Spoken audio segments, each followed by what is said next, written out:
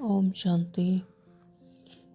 एक बार हुई भूल दोबारा ना हो। तो जो एक बार भूल हो जाती है तो दोबारा रिपीट नहीं होनी चाहिए। संसार का विधान है जिसके साथ जो कुछ भी होता है वो अकारण नहीं होता, उसके पीछे कोई ना कोई कारण होता है। तो कर्मों की गुह्य सिद्धांत को समझना भी एक बहादुरी का कार्य है। लाखों में कोई ही होंगे जो समझ पाएंगे। मनुष्य जो भी कर्म करता है तो उसका आवरण उस पर चढ़ जाता है। अगर अच्छा किया है तो अच्छा आवरण चढ़ेगा, अगर खराब गलत काम किया है तो गलत आवरण उसके ऊपर चढ़ता जाता है। तो जीवन में किए हुए कर्मों के फल सामने आते हैं, आज नहीं तो कल, कल नहीं तो परसों।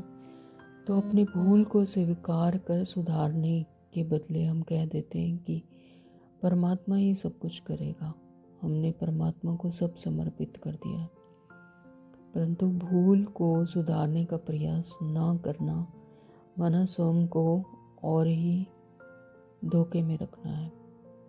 परमात्मा मार्गदर्शन देते हैं, सही गलत का सत्य ज्ञान देते हैं, लेकिन किसी के कर्म में हस्तक्षेप नहीं करते हैं।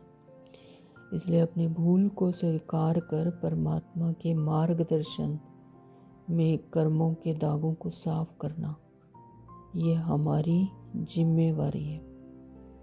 जैसे कपड़ा या कीचड़ से गंदा हो गया है तो उसे साफ करते हैं, ना कि प्रभु को समर्पित करते हैं कि हे प्रभु ये कीचड़ आप साफ कर दो।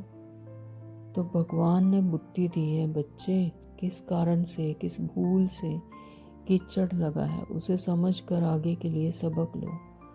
भूल जो हो गई वे फिर से ना हो, तो इसके लिए आगे से सावधानी रखें।